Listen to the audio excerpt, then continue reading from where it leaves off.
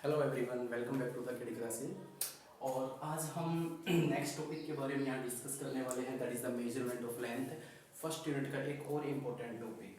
Previous lecture में हमने recall किया था सप्लीमेंट्री यूनिट्स के बारे में।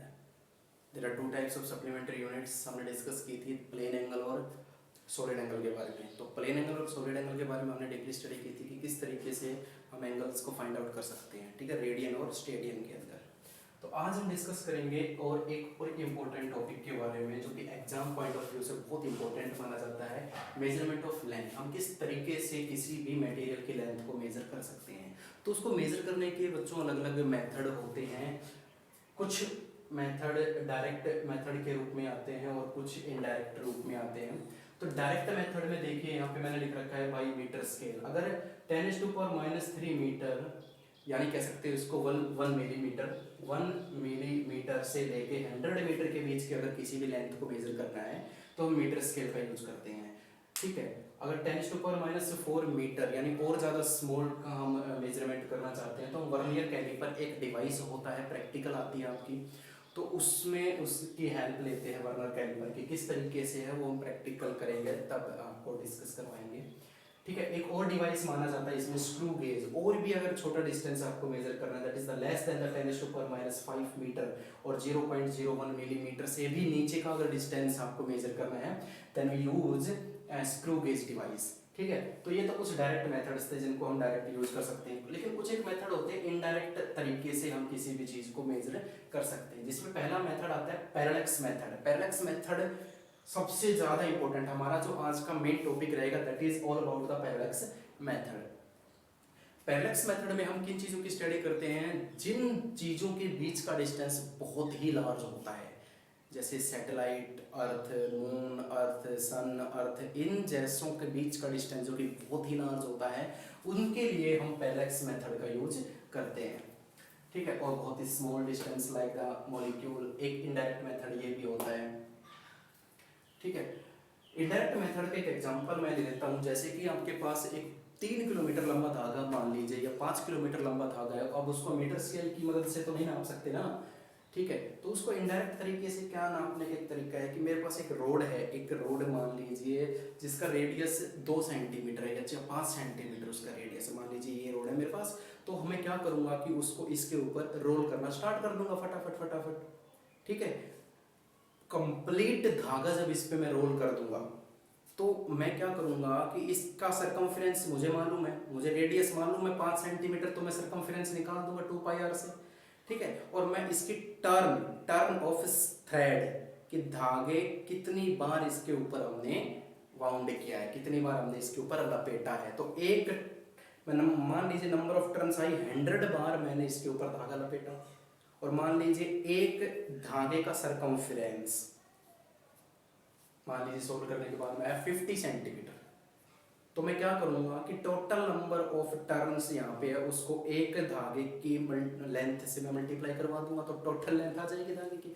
ये एक इनडायरेक्ट मेथड हमने यूज किया, ठीक है। तो उसी तरीके से पैरेलैक्स मेथड और ये हम यूज करेंगे, ठीक है। तो अब हम डिटेल में स्टडी करते हैं पैरेलैक्स मेथड के बारे में, जो कि आज का हमारा मेन टॉपिक है। ध्यान से समझना, ये भी एक कॉम्प्लिकेटेड टॉपिक माना जाता है, लेकिन अगर आप ध्यान से देखोगे तो बहुत इजी समझ में आ जाएगा आपके। इसको समझने के लिए मैं आपको दो एग्जाम्पल करवाऊंगा, और वो दोनों एग्जाम्पल अगर आपके समझ में आ गए तो पैरेलैक्स मेथड हो जाएगा अपने आप ही, ठीक है बच्चों। देखिए किस तरीके से, पहला एग्जाम्पल एक कार के जरिए से समझेंगे, दूसरा एग्जाम्पल जो आपकी बुक के अंदर दे रखा है। मैं दोनों एग्जाम्पल यहाँ पे आपको समझा देता हूँ। मान लीजिए एक स्ट्रेट रोड है ये, ठीक है। यहाँ पर आपकी एक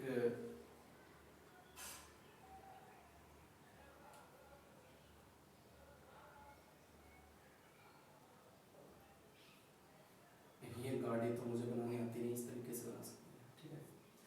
ये आपकी एक कार है, ए पोजीशन पे मैंने इसको माना हुआ है, और बिल्कुल इस पेड़ की सिधाई में कहीं पर एक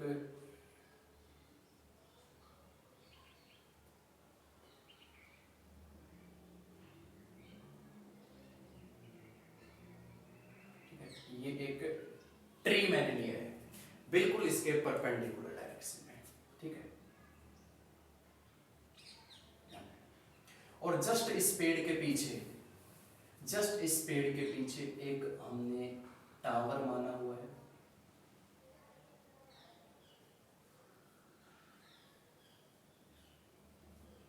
ऐसा ही होता है टावर कुछ।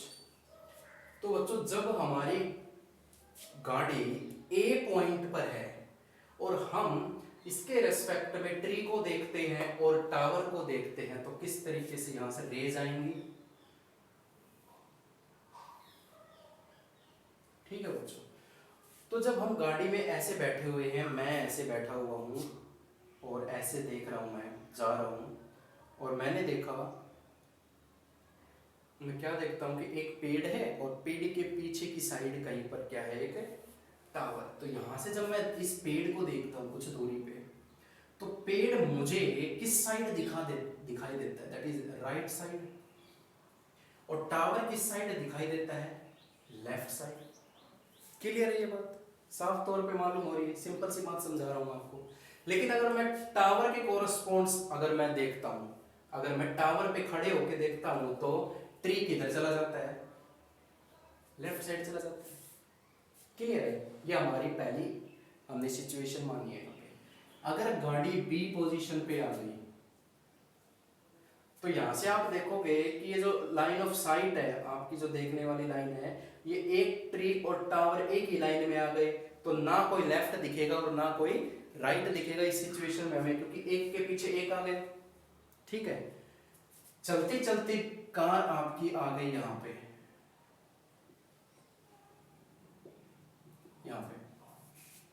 सी पोजीशन पे।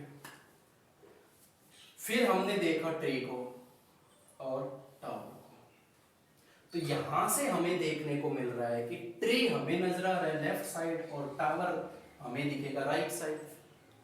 लेकिन अगर मैं टावर से देखता हूं तो ट्री किधर चला जाता है, राइट साइड चला जाता है। आपको कुछ समझ में आ रहा है, नहीं आ रहा है? देखो बहुत ही इजी तरीका यहाँ पे एक समझाने की कोशिश की जा रही है आपको, कि जब गाड़ी आपकी यहाँ थी और अब आप ट्री को देखते हो तो वो राइट साइड है आपकी, और जब और टावर को देखते हो तो वो लेफ्ट साइड दिखेगा आपको। लेकिन जब टावर से देखते हो ना ऐसे, तो ये लेफ्ट साइड और ये राइट साइड दिखेगा आपको, ठीक है। उसी तरीके से जब आप सी पोजीशन पे पहुंच जाओगे, तो यहाँ पर अगर आप बैठे हो तो यहाँ से ट्री लेफ्ट साइड है और टावर राइट साइड है, क्लियर। लेकिन आप जब टावर पे बैठ के देखोगे तो ट्री किधर चला जाएगा, आपके राइट साइड, और ये किधर चला जाएगा, आपके लेफ्ट साइड है। क्लियर हुई बात,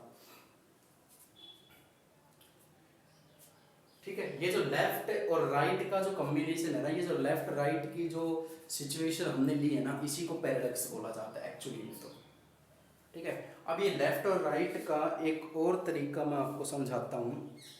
बुक के अकॉर्डिंग क्या है, मैं इसके साथ कंपेयर भी करूंगा, कंपेयर करने पे आपको क्लियर हो जाएगा।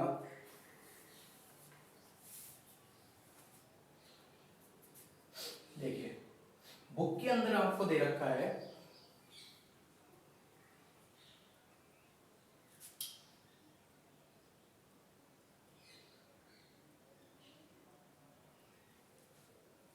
बुक में बोला गया है कि hold a pencil against A mark on the wall.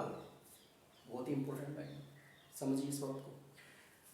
Hold a pencil, ये पेंसिल मान लीजिए, होल्ड ए पेंसिल, पेंसिल को पकड़िए इस तरीके से, और दीवार के ऊपर एक मार्क लगा दीजिए, एक डॉट लगा दीजिए, जैसे मैंने यहाँ लगा दिया, मान लीजिए ये मार्क लगा दिया मैंने, और मैं यहाँ से इसको देखता हूँ ऐसे, ठीक है, ऐसे। आप घर पे करके देख सकते हो, आपको पैरेलक्स समझ में आ जाएगा, प्रैक्टिकली समझ में आ जाएगा, क्योंकि इसका डेरिवेशन तो ना के बराबर है, बस इसको थ्योरेटिकली समझो आप। फिर आप देखोगे कि जो ये ट्री था ना, ट्री की जगह तो क्या आ गई, पेंसिल, और टावर की जगह क्या आ गई, वॉल। कंपेयर किया मैंने, और ए और बी सी पोजीशन जहां हमारी कारें थी वहां हमारी लेफ्ट आई जा जाएगी, और यहाँ पे हमारी राइट आई आ जाएगी। तो बच्चों ध्यान से देखना, जब मैं इसको होल्ड करके बिल्कुल इस पेंसिल के अपोजिट में एक मार्क लगाओगे, जब आप लेफ्ट साइड को बंद करके देखोगे तो आपको मार्क दिखेगा राइट साइड, और राइट साइड की आंख को बंद करके देखोगे तो वो आपको दिखेगा लेफ्ट साइड, जैसे इसमें हो रहा था वही लेफ्ट राइट का कॉम्बिनेशन। कभी करके देखना, बल्कि अभी करके देखना वीडियो के तुरंत बाद, कि मैं किसी भी चीज को ऐसे देखता हूँ ना, किसी भी एक चीज को मेंशन कर लीजिए आप, जब इस आंख से मैं देखूंगा तो वो मुझे इस साइड नजर आएगी, और इससे देखूंगा तो वो इस साइड चली जाएगी, ठीक है। और ये जो गैप होता है ना राइट आईज और लेफ्ट आईज के बीच का, इसको बोला जाता है बेसिस। इसको स्मॉल बी से रिप्रेजेंट किया गया है बुक के अंदर, ठीक है। तो आप इस एग्जांपल को समझो या इस एग्जांपल को समझो, ठीक है। आप जब करके देखोगे तो आपको क्लियर हो जाएगा, पैरेलैक्स मेथड का लेफ्ट राइट का कॉम्बिनेशन समझ में आ जाएगा पूरी तरह से। तो इसी लेफ्ट राइट कॉम्बिनेशन, ठीक है, इसके बीच का गैप बेसिस कहलाता है, ये हमेशा याद रखना, बड़ा काम आएगा ये आगे, ठीक है। और लेफ्ट और राइट का कॉम्बिनेशन आप किसी भी मेथड से आप समझ सकते हो, पेंसिल और वॉल से ज़्यादा समझ में आएगा, क्योंकि इसको आप घर पे कर सकते हो प्रैक्टिकल, ठीक है। एक बार लेफ्ट आइज को बंद करना, एक बार राइट आइज को बंद करना, आपको पता चल जाएगा कि जो मार्क लगा रखा है ना दीवार के ऊपर, वॉल के ऊपर, वो उसकी पोजीशन चेंज हो जाएगी। एक बार वो लेफ्ट साइड दिखेगा आपको, एक बार वो राइट साइड दिखेगा, ठीक है। इसी को पैरेलैक्स बोलते हैं। देखिए आगे करते हैं इसका।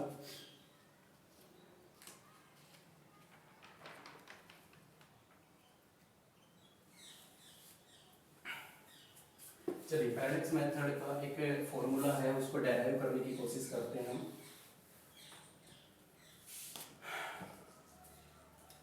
यहाँ पर एक प्लेनेट ले लिया, एक प्लेनेट, जैसे मैंने बताया ना कि पैरेलैक्स मेथड लॉन्ग डिस्टेंस को मेजर करने के लिए यूज किया जाता है। और यहाँ पे हमने देखा, और दो पोजीशन, आर्बिट्रेरी पोजीशन मैंने ले ली, ए और मान लीजिए दो ऑब्जर्वर यहाँ बैठे हैं, मैं ऑब्जर्वर लिखना पसंद करूंगा ताकि समझ में, observer, observer number 1 and observer number 2, यानी दो साइंटिस्ट यहाँ पे अपने अपने टेलीस्कोप लेके बैठ गए, और एक प्लेनेट ऊपर है, ठीक है। और यहाँ से यहाँ तक का डिस्टेंस और यहाँ से यहाँ तक का जो डिस्टेंस है उसको मैंने क्या मान लिया, डी, और ये कितने डिग्री का एंगल बनाता है, थीटा डिग्री का एंगल इसके साथ बना रहा है। और मैंने आपको बताया अभी अभी कि दो ऑब्जर्वर यानी दोनों आईज यानी दो पोजीशन जहाँ से हम देखते हैं किसी भी चीज को, उनके बीच का जो डिस्टेंस है वो किससे रिप्रेजेंट किया जाता है, that is the basis, b, that is the basis. Clear हो रहा होगा, बहुत सिंपल है। अब माइंड में ये बात आती है कि यार हमने जो एग्जाम्पल पढ़े थे ना उसमें तो एक चीज और थी इसके पीछे, तो देखिए वो एग्जाम्पल के तौर पे मैंने समझाई थी, उसका यहाँ पे कोई यूज होगा नहीं। वैसे आप ले सकते हो कि बहुत पीछे की तरफ एक स्टार है, ठीक है। वैसे तो स्टार चलते रहते हैं, रुकते नहीं है, मूविंग स्टार होते हैं हमेशा, लेकिन उनका डिस्टेंस यहाँ से अर्थ से इतनी दूर होता है कि उनकी जो चलने की स्पीड है ना वो ना के बराबर हो जाती है, नेग्लिजिबल स्पीड हम लेते हैं। हमें ऐसा नजर आता है कि जैसे वो एक ही पोजीशन पे खड़े हुए हों, जबकि वो बहुत ही तेज स्पीड से चलते हैं। हमें क्यों लगता है ऐसा कि वो एक ही स्पीड पे मतलब बहुत ही धीरे चल ही नहीं रहे हो, ऐसा लग रहा है वो रेस्ट में है, क्योंकि डिस्टेंस बहुत ज़्यादा होता है, करोड़ों मील दूर होते हैं, ठीक है। तो इसका हम यहाँ पे यूज ना भी करेंगे तो कोई फर्क नहीं पड़ेगा, इससे आपको समझ में आ जाएगा।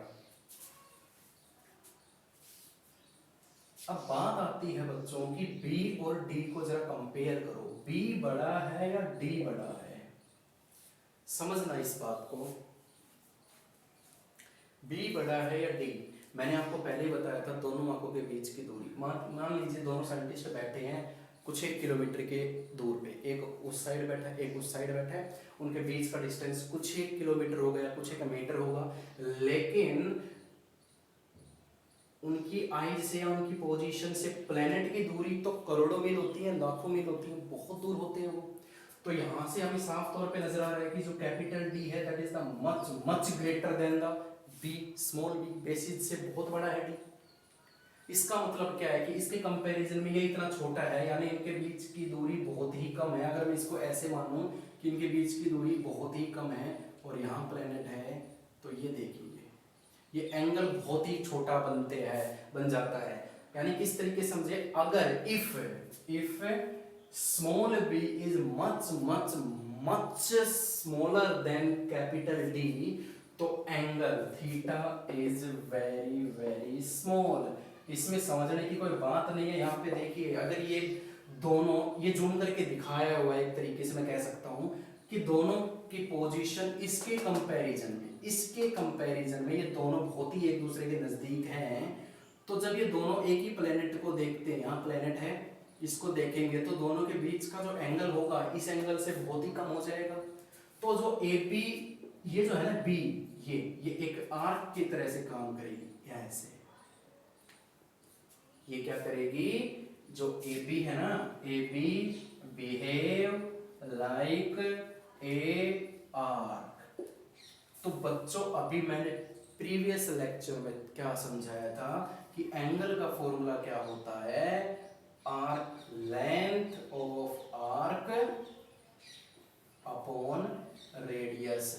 AB तो आर्क का काम करेगी, और यहां से इसको सेंटर मानते हुए D का काम कौन करेगा, D behave like a radius, behave like a radius. ये दोनों पॉइंट मोस्ट इंपॉर्टेंट है अगर ये कंडीशन अप्लाई होती है, और ये कंडीशन वाकई में अप्लाई हो रही है, साफ तौर पे हम देख पा रहे हैं यहाँ पे। तो लेंथ ऑफ आर्क यहाँ से क्या हो रही है, AB that is small b, और radius that is capital D। हमें फाइंड आउट क्या करना है, कैपिटल D। हम डिस्टेंस निकालने की कोशिश कर रहे हैं प्लेनेट का अर्थ से, तो कैपिटल D यहाँ से क्या आ जाएगा, that is B upon theta. Theta हमेशा रेडियन में होना चाहिए, थीटा हमेशा रेडियन में लोगे आप इसमें, ठीक है। और जिस यूनिट, जो यूनिट आप B के पीछे लगाओगे वही यूनिट D की बन जाएगी। आप अगर इसके पीछे किलोमीटर लगा रहे हो तो ये भी किलोमीटर में आएगा। क्लियर है। तो दैट इज ऑल अबाउट इस मेथड का। देखो डेरिवेशन में कुछ भी नहीं है, 2 स्टेप में डेरिवेशन खत्म हो रहा है इसका। कुछ एक कंडीशन अप्लाई की हमने, लेकिन मेन जो चीज थी थ्योरेटिकल समझना है आपको कि बेसिस क्या होते हैं। इस तरीके से आप पैरेलैक्स मेथड को इजीली सॉल्व कर सकते हैं। अगर कोई भी प्रॉब्लम है इस टॉपिक से रिलेटेड तो प्लीज प्लीज प्लीज कमेंट्स में बताइए मुझे, वो फिर से आपको सॉल्व करवा दिया जाएगा। ये बहुत इंपॉर्टेंट टॉपिक है, ये बहुत एग्जाम्स में आया हुआ भी है, तो याद रखना। आई होप क्लियर हो गए सारे स्टेप्स आपको। सो आज के लिए इतना ही। Thank you so much.